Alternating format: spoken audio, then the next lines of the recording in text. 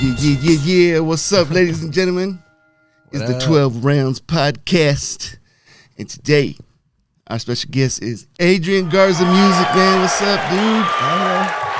Still out here. Still alive. Just chilling. Still doing my thing out here in Boise. Cool. Just, laying low for right now. Laying low, huh? Laying low. That's how we got to do. You know what I'm saying? Keep it alive with the low and slow. Yeah. So, man, I knew I was gonna have you in here eventually. Right. Took the time. Time's sweet. Yeah. And it's a special episode that you're on because it's the 12th episode for the 12 Rounds Podcast. Right. So ain't nobody better to have than you, man. And for all y'all didn't know, AG in the place to be is family. He's from the family lineage of long school of musicians. So he's got a lot of weight under his belt. Yeah. So what's new, man? What you been up to? Really, I just been working a lot, really. Just working, trying to get in and out of the studio, focus on the family, keep everything, solid all the way around. Don't want to spread myself too thin. It's a hard thing to do. Yeah, no, it's an easy thing to do too. Yeah, spread yourself thin. Yeah. Because next thing you know, you're trying to put yourself here. You're trying to satisfy people and spread yourself hella thin, and then you just wiped out, man. I do it all the time. It's fun. Yeah, it's great. It's the best. Yeah, man. Yeah, it's one of those things where, especially when we feel like we can do, 1,000 things at one time. Navarro always says, we just need to find a way to multiply ourselves. We just need like 3 or 4 of us each, and then we can get everything done. He's like, we'll make it easy like that. But yeah, especially after the holidays, man. It's been rough. How are your holidays, dude? My holiday was pretty good. Yeah, it was good. Seen a lot of family. Cool. Did you get any new calcetines for Christmas? Calcetines? That means socks in Spanish. Oh, shoot. S-O-C-K-S. I didn't get no socks for Christmas. I got some. You can borrow some of mine. Okay. Yeah, so all y'all don't know who AG Any Genre, a.k.a. Adrean Garza Music is. He is an artist and musician here in the 208, doing his thing, doing it great. Hey. So why don't you let's take it back, man, to to the humble beginnings of Adrean Garza Music. Well, shoot. I guess it all started back I was living in Arizona at the time, so it was like 2013. That was last year, dude. It feels like last year, huh? So, yeah, 2013, I think I got like an iPhone 4S and discovered the app GarageBand and started doing all the music on there, started, producing from just remembering of what I've seen you do in the studio with my dad and, the whole Brown Ecstasy, just doing all that and watching my dad build beats, and I kind of took that into all concepts. Yeah, that was a little spoiler. We were gonna get into that, but okay. We'll jump back into that. Okay, let everybody know what you mean by watching Brown Ecstasy. Okay. Because right now they probably think that's drugs. Oh wow. Okay. Oh shoot. Okay, so yeah. So you were working on the 4SA? The 4S. iPhone. Oh, the iPhone SA. Simone. Okay, so yeah, I just jumped into that, started building beats, making music. I think I had like an acoustic guitar and I was recording myself live, putting a lot of reverb and echo, whatever, and just started building vocals and just going from there. And I started releasing tracks, and then SoundCloud, figured out what SoundCloud was, and then I started posting tracks, making more music. I mean, you can probably find my music on SoundCloud under my name, Adrean Garza, but that's where it really all started for me. And I did that for like, for a long time. Yeah, it was a grip. And, it came to the point where we ended up moving back to Idaho, and I kept doing the GarageBand thing. Eventually, I ended up getting to an iMac laptop, so a MacBook. Started getting into that with GarageBand, and then moved on to upgrading to Logic. And when I got into Logic is when my producing started getting a little bit more, better skilled. And then I got, at some point, I got contacted by Cryptic Wisdom's manager. And he was like, hey, dude, we listened to your SoundCloud, and we really want you to open up for Cryptic Wisdom in Twin Idaho Falls.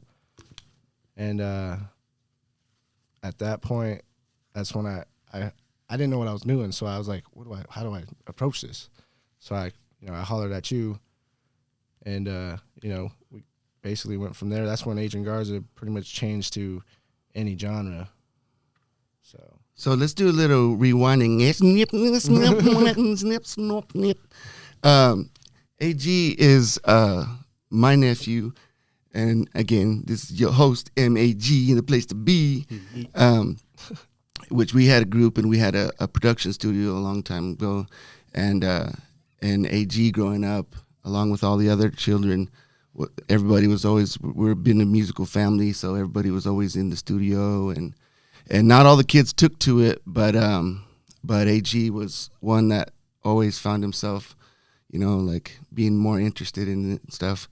Because I remember my youngest, she took to it. She was writing in the studio and stuff with me, but my oldest, she's like, I'm cool. You can be a rapper. I don't need to be part of that. It took her a while for her to jump in and do something, huh? Yeah, but no, she did. Yeah, I forgot she ended up she did drop that single, huh? Yeah, she wrote that herself, or was that a cover? I think it was just a cover. Yeah, okay. I'm pretty sure. Yeah, that's pretty good. So yeah, along AG's way, I did what I could to, kind of help him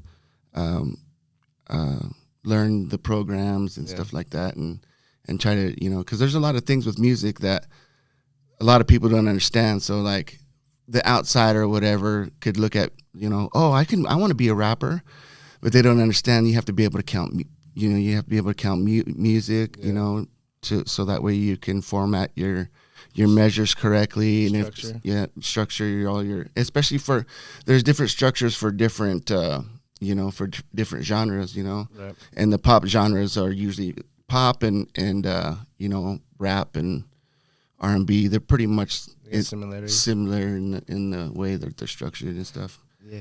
But anyway, so okay, now I'll let you get back to that. That was just a little rewind to catch you guys up on what he keeps saying, why he's referring to me as like looking back at me. But this is my nephew, and his dad is actually the other member of a group that we were a part of called Brown Ecstasy, and we were a Chicano rap group back in the 1900s, way back in the 1900s. But and we did a lot of touring with a lot of different artists. I don't really like dropping a lot of names, but we were on tour with a lot of household names. So, but and then we got to share, our experiences with the youngins and help them, pave the way. And and AG's one of the ones that just really took to it. Very talented, and we'll get into more of what he has available now and what he has coming. Right. But so now we'll continue with your story. Sorry. All right. So yeah, hollered at you, and I said, "Deal, what do I do?" I was like, "I've never, made a show disc or don't know how to go about it." And he's like, "Well, what are they telling you?" And I let you know, are they paying you, or how much time you got? And I was like, "This is how much time I got," and then they ain't saying nothing about this or that. And you're like, "You know what? It doesn't sound right now." She's like, "You know what? Come out to Boise, and I will take care of you." And that's what I did. Like, not even a month later, I was already out there, and I ended up starting working with the company y'all was working with that time. And, I went from there, started, writing more, coming over, reconstructing the lyrics and formatting everything, and then jumping into the booth and, recording. That was your first single, right? We called it Saturday Night. Yeah. Saturday Night has been originally an acoustic song, which ended up turning into a dance song later on down the road when I released Any Genre album, self-titled.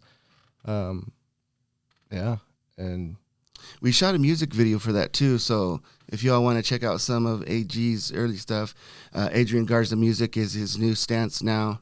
But AG always just feels, always just feels natural to me. Yeah, But, everybody's like AG. Yeah. But yeah, no, his stance is Adrean Garza Music right now. So, but if you want to look it up, you would type in AG any genre. So either way, it still works. If you guys want to check out Saturday Night on YouTube, and it's in the channel Are You Down on Entertainment, right. And that's all one word spelled together, smashed. Right. So then we started working on the full length album. Yeah, not too long after that. Yeah, we started working on the full length after a couple singles. I think it was a Fireball. Mm-hmm. Or was it This Girl? I can't remember. I think it was Fireball or This Girl. I think This Girl was the first one, and then we did Fireball. So there was This Girl, and then the remix dropped with it at the same time. So it was like a reggae version, and then like a Latin reggae version. You know what I'm saying? Like a reggaeton. It was like island reggaeton. Yeah, it was like island, yeah. And those two dropped together. And then I think Fireball came out. Not too long after that was the music video. And then after that, it was kind of like quiet for a second. I started doing some stuff on SoundCloud for AG Any Genre. And then I stopped that. And that's when I started collecting all the music, started putting the album together, and just started feeding you everything that you needed for that album. And then just kind of waited on everything after that. You know, doing photo shoots and stuff like that, just staying up, you know. Doing shows. Another thing, too. I was doing shows, you know. You were taking care of me, you know, doing shows, getting paid, you know, anything with merchandise. We had merchandise. We had posters, you know, doing big venue shows as far as, like, music festivals and, you know, bars and stuff that were, like, good bars, well-known bars that big-name artists would come out and perform at, as well as me opening up for them, you know. So, you know, it was a good experience, good learning that I got to experience. You know, one thing too is like, you know, even as your uncle and as at one time I acted as your manager, you never really think about it, and it was only when we decided to have you on as a guest that I thought about it, because, you know, not only because I can sit here and talk to you just, you know, as your uncle, you know, all right. day, but to put myself outside that and kind of look at your circumstance from another person's perspective or whatever, I thought about how it might be to be the son of, you know, like, you know, your dad being a rapper and you know, being on stage with, like I said, with some big names and stuff like that. Right. Like you growing up and seeing that, like, how did that really affect you? Like, you know what I'm saying? Was it inspiring? Was it annoying? Like, you know what I mean? Because a lot of like even the Osbournes, you know what I'm saying? Like Jack and Kelly, they see their dad as iconic rock star. Yeah. And then they're like, man, my dad's this. You know what I'm saying? Yeah. I mean, it's kind of like, like Gene Simmons and his kids. Yeah. You know what I'm saying? I guess, you know, when you're in it, you kind of take it for granted. But, you know, nobody really asks those questions. So that's why I'd like to ask that. Like, how was it for you, man? You know, for me, it was awesome. It was like superheroes. Yeah. Like, that was my dad and that was my uncle. It was something to look up to. And I was like, hey, I just want to be up on stage like that.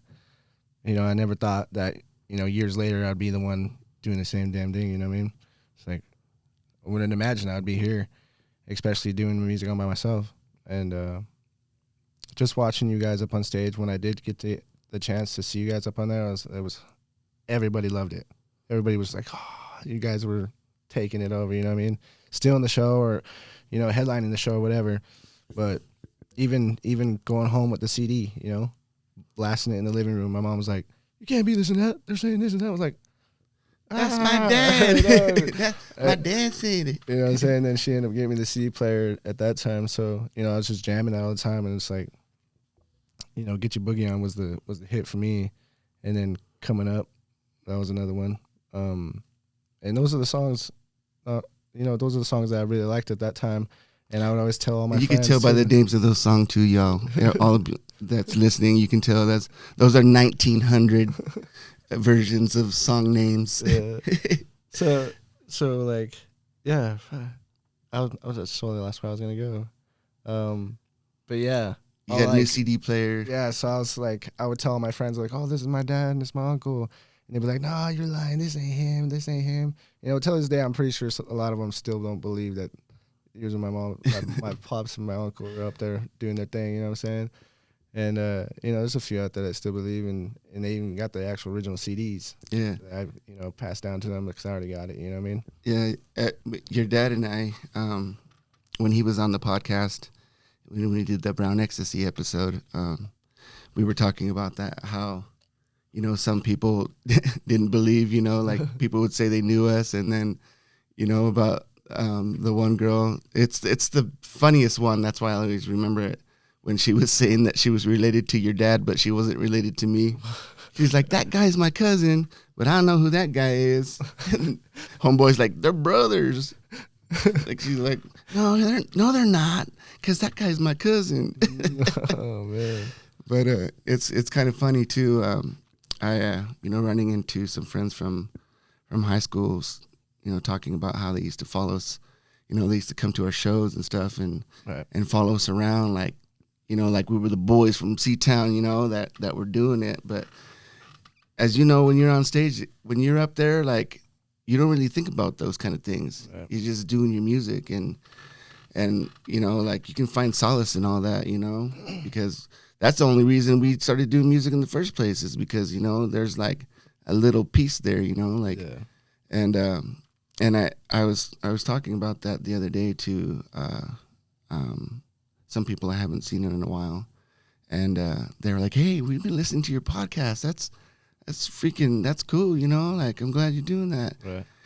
And they're like, "But you've always been to do that kind of stuff," and I'm like, "I'm way out of my comfort zone in this deal," and I ain't afraid to say it out loud on for the masses to hear, right.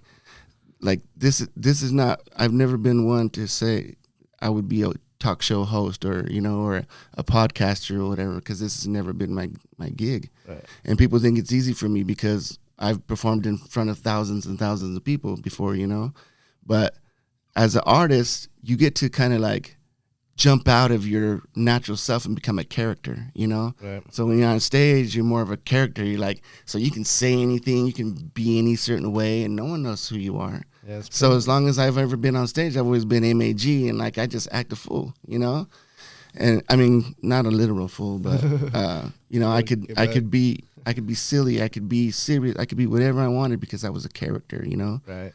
And now we're sitting here like in front of this microphone, and there's no filter, you know what I mean? Yeah, there's no like filter. This is me now, like this is not rehearsed. This is not rehearsed. This is not like but and it is, man. It's one of those things that really pushes you outside of your comfort zone and makes you like discover things about yourself, and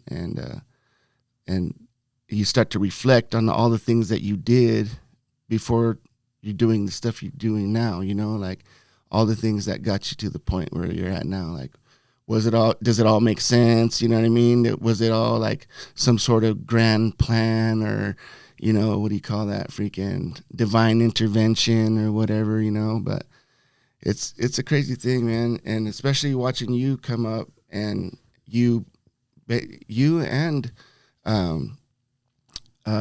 your brother Dimitri, like both you guys, and your dad sent me a video of you guys jamming out not too long ago. Yeah. He was on the drums and you were on the guitar, and then you had another talented artist in with you guys sitting in playing the lead. Yeah. Von Riguez. He also has an album out, and I would definitely want to get him in too at some point. But his story is pretty cool too. He was going down the rap path, and I heard it in his album. Yeah, and he but he found his niche, You know what I'm saying? Yeah, definitely. And it's, man, he's in the pocket right now, and he's in it, you know. So, but watching all that and watching all you guys do your thing and seeing that video and watching how you two vibe, you and your brother Dimitri vibe. With Juan? Yeah. Well, just with each other too. It reminded me of me and your dad. You know what I mean? Even though you guys are in a different genre of music. Right. I mean, you do rap and you sing, but you also play instruments while you're on stage, and that changes up the whole game. You know what I mean? Because I mean, you could serenade, you know, a female in the crowd. You know what I'm saying? All me and your dad did was the two-step. Yeah. You know what I'm saying? We did some Chicano rap in the two-step. Some break you know what I'm dancing saying? in there. We might throw a little bit of Ramon Ayala in there here and there, but so it's real cool, man, to see you guys vibe like that and see you guys improv. Yeah, do a little improv like that. I didn't even know my brother could play drums with me like that. I would just play. I'd start playing. He's just like, and I'm like nothing, dude. Feeling. Everyone's like, okay, let's keep going. It'll be dope to kind of hear you guys, maybe try to write a record or something. You know? It would. I think it would be cool if we could do it with a live drum set. You know what I mean? Yeah, I mean, I guess if we had, I know my dad has all the stuff that's capable of getting all that stuff hooked up. Yeah, and we can, you know, record it live. It'd be cool to do like a live record. Yeah, you know, even doing like maybe some Adrean Garza songs like This Girl, Fireball. You know, a couple other songs that I have still in the dungeon waiting for the right time. You know what I'm saying? For the release.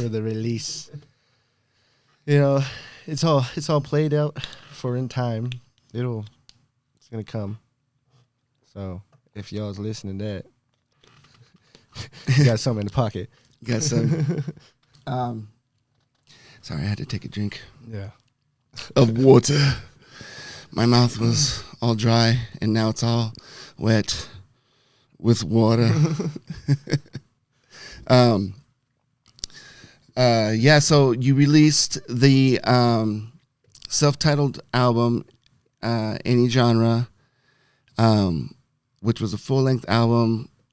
Great job. And then you started working on your next album, which is called Strange Love, which you did on your own. Yeah. I think that's when after we did the AG genre, I stepped away. So he dropped AG genre under Are You Down Entertainment, and then he ventured out on his own to start Strange Love. And so at that time too, I kind of I mean, I stayed busy too, so I really didn't. I mean, you know, every now and then you reached out, you'd show me this and show me that, you know, trying to get my opinion and stuff like that. But I really wasn't around as much for the process like I was for the first album. Right. But between those two albums, like, if you had to like start picking out all the differences or maybe even like situations that were different for you, like what would you say? Like, especially like creatively, you know what I'm saying? Creatively, like between those two albums? Yeah. So I would say AG Any Genre was more raw for me, I would say. I think a lot of the stuff that I did with AG Any Genre was like stuff when I was barely getting into it and stuff that I revised and came back years later and finishing it. So I feel like it was a different time that I had. I don't know. Like, it's just like a different time for me. So when I started Strange Love, everything was different. The music's different now. Everything's changed. So I went from that to there. So were you being influenced by the newer music? I think not necessarily. I think the way that I built my beats is what influenced me. And that's where I was getting more like, I wanted to be more creative with my writing, more like structure, like there's a story in each song. Yeah. So like that's what I really like about the album about Strange Love. Because it's really well written, in my personal opinion, you know what I'm saying? And with the AG Any Genre, that was more like, you know, free. Yeah. More free. It was more loose. At that time when I had all those songs, I didn't have an audience. I wasn't performing. It was like I didn't care what I said, you know what I'm saying? Like I said what I wanted to say, and that's what it was. Yeah. And now it's like that's what I need to stop doing. Stop, you know, caring about what people say, what I write about, and like, is it good enough or not? I just need to like get back to my roots with, you know, AG genre, where that's how music should be. You know, over the time in these last couple of years, that's what I'm starting to realize. And you've told me this all the time. Like, you stop doing that, dude. Stop doing it. You're killing your vibe. So like now it's just like I need to find that mentality again and come back. Get back to the center. Yeah. No, I've always felt that way. That's why I always try to share that with you, nephew, because you know, like that's when the best stuff comes out of you, is when you're putting it out for yourself. You know what I mean? Like you're basically, to me, it's like when you're doing it with music, if I want to break it down to a simpler form, it's like the way you would care for, say, if you got this little puppy, right, and you love that little puppy a lot, right? And you're gonna feed it the best food. You know what I'm saying? You're gonna give it all the love. You're gonna pet it all the ways it likes to be pet. You're gonna rub its belly. You know what I'm saying? You're gonna buy it a little badass collar. You know what I'm saying? That little puppy's gonna go with you wherever you roll. That little puppy's gonna, and then it's gonna grow up and it's gonna get bigger and stronger. And that puppy's gonna be a badass dog. You know what I mean? And that's the way I feel about like any art craft, like with your music, whatever. It's you started out a little thing and you keep on nurturing it and you give it all. And you're not worried about if somebody comes along and says, "Hey, dude, you need to I like to do this to my dog. You should do it too." You're like, "It's my dog, dude. Let me do what I want with my dog." You know what I'm saying? Me and my dog got a thing. It's my dog. What are you talking about? Get your own dog, you know what I'm saying? And that's the thing, you know, like people should always have their own dog and stop worrying about my dog, you know what I mean? But it's that way with, you know, with any art form, you know what I mean? Because if you try to worry about everybody else's dog, man, you start forgetting about yours. And then he did. Then he could die. So let's just have a moment of silence for that dead dog. Okay, we're back now.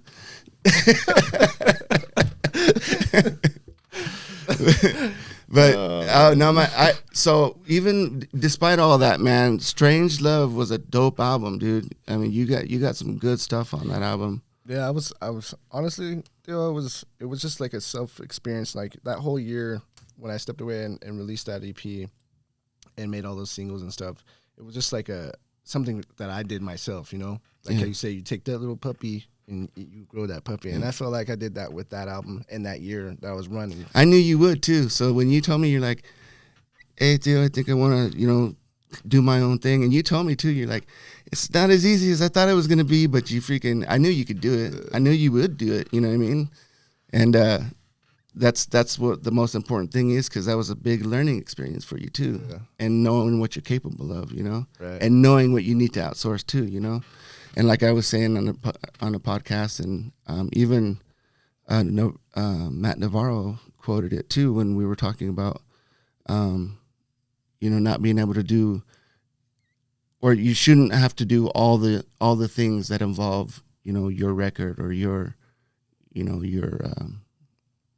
art. You know what I'm saying? Like if you're putting out an album and you're an artist, you shouldn't have to worry about all the merchandise stuff. You know what I'm saying? You should be able to outsource those little things, so that way you can still focus on creating. Be creative self, man, because it's a lot, man. And I did it for a long time. And like even when Mario Nolasco and I were talking, he says a lot of those skills are bred out of necessity, you know. And I thought that was genius, you know, because it is. And having those skills under your belt isn't a bad thing. But having to rely on that and then spread yourself thin, I believe is not a good thing. I wouldn't say it's a bad thing, because people do it and it's possible, but it kind of, you know, takes away from the flavor, you know. Time consuming and overall like draining. Yeah, it is. Yeah. That's the bottom line, dude. It's draining, because then you start getting burnt out. I know a lot of people that do that take those roles, and they get so burnt out that they never do anything after that. Like, I just gave up on that, man. It's not for me. I thought it was, you know, I put out one album here and that. We know a lot of people that there's, you know, a few people that I can say right now, no names, that are freaking brilliant at music, but you never hear their name. You never see anything that they put out. No, nothing, you know. not even as a producer or a ghostwriter, nothing, you know, and some of those people would be genius ghostwriters, you know, but it's because they took on so much that they just burned themselves out, you know. Yeah. So Strange Love came out, and you've been kind of on a little hiatus, I know. Yeah, a little bit. Well, it's noticeable. You said that you ran into Tony G, which was a guest on just recently. Yeah, shoot, it was one of the shows over there at the Shredder, and quite a few of the other homies were out there performing. I just had to, you know what, I'm just gonna go check it out. You know, Conquest, I think Devin B, Lyrical Cliche, they're all just out there performing, and I just went, you know what, I just want to go out and check it out. Yeah, you know, I always like to go out to see local performers, and especially the homies and stuff. Higher thinking, but yeah, I went out there. We're just chilling, watching everybody perform, and I think I was after Tony G's set or before, I can't remember. He was like, "Hey, dude, where you been?" I was like, "Oh, I just been around, bro." He's like, "Are you performing tonight?" And I was like, "Actually, I'm not, dude. I'm just here to vibe, dude, show love." He's like, "Hey, dude, that's cool, dude. Hell yeah." And he's like, "So when are we gonna collab?" I was like, "Dude, I love to collab, dude, but she's like, it just gotta be the right song, you know. Everybody's gotta be, you know." So that being said, I just told him, I was like, I just ain't performing right now. I'm trying to work on some new music, just trying to find a new sound or something, you know. Yeah. And I was like, eventually I'll get back out there, dude. You'll see me. He's like, you know, and even Devin B, he was like, "Dude, you better hurry up, dude." He's like, "You're gonna get left behind." I was like, that kind of like hit me. He's like, "You're gonna get left behind," and I was like, "Yeah, you're right." But you know, I got enough stuff to keep me going for quite a while. If I just decided to like, this is good enough. Yeah. You know what I mean? And art is my art. You know, that's my puppy. That's my dog. It's my dog. That's my dog. And yeah, I just want to make sure that I have everything lined up perfectly, just like any other any artist would say. I was like, "This is how I want it. I want it to do this way. Drop it this. Drop this, or you know, you got yourself a schedule. You got your calendar filled." Yeah, and you know, it's also about being comfortable with everything you're doing too. But there's also that dangerous stage that we fall into where we're never satisfied with anything we do. Right. You know, or I can literally just say I in those statements, because I've been there too, where, you know, I would write this and I would do that, and I would never even share the songs that I wrote or share anything that I did, because I thought, nah, I don't like it, you know? So I would never even share. But the whole, you know, so it's not about being left behind. It's because there's always enough for everybody, you know, and especially in the world of creativity, there's always going to be enough time and enough, you know, like I was telling Tony G, you know, there's always going to be enough likes and everything. Right. It was cool because that was the first time I ever met that dude. Yeah. And kind of share a lot of the same views and stuff, you know, which is always cool, you know, when you meet somebody, because then it's cooler to vibe. But and even if we didn't share the same views, I'm always pretty good about finding something in common with somebody. But yeah, where people base all those things on you know, on likes and stuff. So I mean, you don't always have to do everything everybody else is doing to be relevant, you know. And I think that's where a lot of, especially in our little small place, you know. And what's crazy, nephew, is I was telling Tony G too. Now that I've been back on Facebook, because you know, you gone for a fat minute. Yeah, you know what I mean. I was forced. They threw me in the freaking back into Facebook. Like I had no choice. Yeah, like I was like getting released from prison, where they just throw me naked on the floor. And I'm in the fetal position, wondering where I am. I look up and it's Facebook, Mark Zuckerberg everywhere. Like that show, what is it, Naked and Afraid? Or something like that? Yeah, just posted up. But one thing that I've noticed is that, so a long time ago when I left Facebook, one of the biggest reasons I did, you know, that because I hate negativity, you know, and there's a lot of negativity that gets bred on social media sites because, you know, everybody's tough behind, you know, keyboard or whatever. So they'll say whatever and not even think about who it might affect or whatever, you know what I mean? Back in the day when you had to say stuff in front of somebody, people didn't say as much because then they would have to deal with the actual confrontation. Yeah. But so I didn't like that. I didn't like that about that kind of vibe, you know what I mean, where everybody is just like saying negative things just because they could. I mean, that's the thing about, especially with Facebook. I mean, anybody can say anything wrong, and someone just has something to say. Yeah. Well, and then a lot of it's gets misconstrued too because you can't read feeling through a text. Exactly. It's like that Key and Peele episode where they're texting each other and one dude's like, "Oh, what do you say to me?" And the other dude's when he's texting, he's like, "Yeah, I got all the drinks." "Oh, you got all the," you know, homeboy's getting pissed. Did you see that one? It's funny, dude. But since I've been back on Facebook, like it's a trip, man. And I don't know because of when I came back onto Facebook, I had a different mindset, or it's the little circle that I've immersed myself in. Right. But like, it's badass seeing everybody like show hella love towards each other. Like that's what it's supposed to be like. You know what I mean? Yeah, a lot of people have it. And if that was the case, if people were doing this same thing that I've been seeing now, if people in our hood were doing this like 10 years ago, Idaho would have broke the market. Boise would have broke the market already. Right. Yeah. There would have been a lot of stars coming out of Boise already, you know? Yeah. Or, you know, 15 years ago, 20 years ago when I was doing my thing, it was even worse with the negativity thing, you know? So like, that's why we never stayed around. We didn't hardly ever do shows in Idaho. We were always touring out because nobody showed love here. Yeah. And if you weren't on MTV's, you know, freaking Total Request Live or whatever, you weren't gonna get no love in Idaho, you know.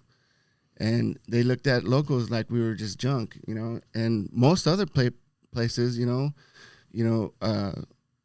say homeboy from San Diego or whatever, you know, everybody from Dago would be like, "That's our boy from Dago," you know what I'm saying? Like, we're gonna go post up, homeboy, you know. That's the way it's supposed to be. Yeah. And that's what I'm seeing now, which is cool, man. I really enjoy that, dude, and it's genuine too. That's what I can tell is that everybody that's showing love is genuine. Like there's no. I remember it used to be like, if you share my stuff, I'll share your stuff type of mentality, you know? Right. Or like, well, he didn't share my stuff. Why should I share his stuff? You know what I mean? Like that kind of thing. You're like, why didn't you blow up yet? Yeah. Why didn't you share my stuff? Yeah. There's a meme like that, right? Yeah. But it's true, man. Like everybody wants something in return, but it seems like now all the youngsters and I only say that because I'm going to turn 30 this year, so yeah, you know, 29. But all the youngsters they're starting to realize that it is about being genuine and showing that genuine support to the fellow artists, you know. Right. It's been pretty cool to see that, and then you know, of course, everybody showing love to the 12 Round podcast and to Humble Vision, man. That's hella dope, dude. Yeah, and I want to give back as much as I can. You know, I always try to anybody that comes through, I always try to treat them right. Right.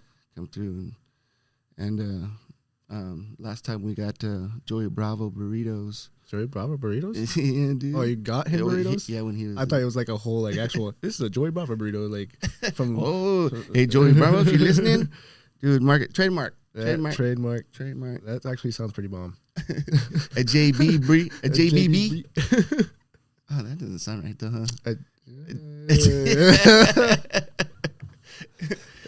Joey Bravo. Escape, delete.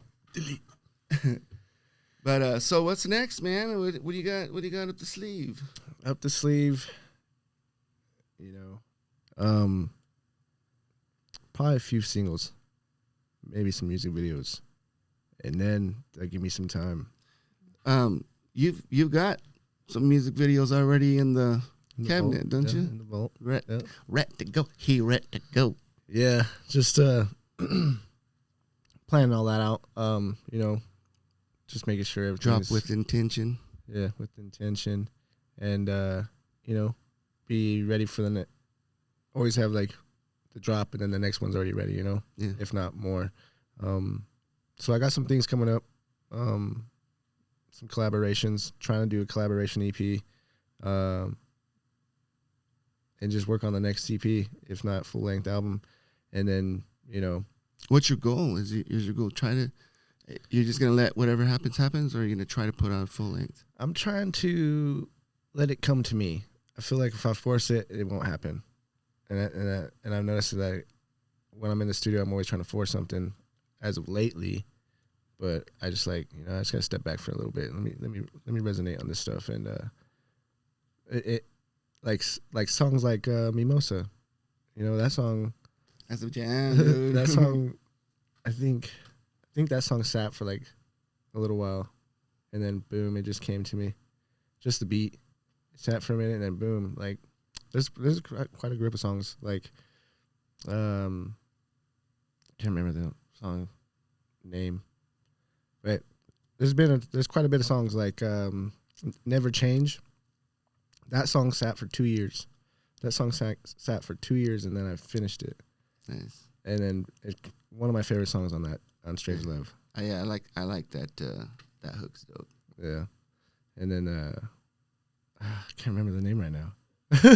And you always, because you got so many songs, you name them all these weird old names, and you're like, what was that song called? And you're like, oh, that's what it was called. Your dad would always say, you know what's a trip, bro? It's like, how can we remember all the songs that we know? And we go on stage, we remember all the words. I'm like, well, there are songs, dude. He's like, I know, but like, how do we remember all those words? That's a lot of songs. And I was like, dude, that is a trip how an artist does that, huh? Yeah. I mean, we could be toe back, you know what I'm saying? And we still doing our lyrics and singing our songs. Right. I wish you would have brought your guitar today, and I should have been more vocal about that. But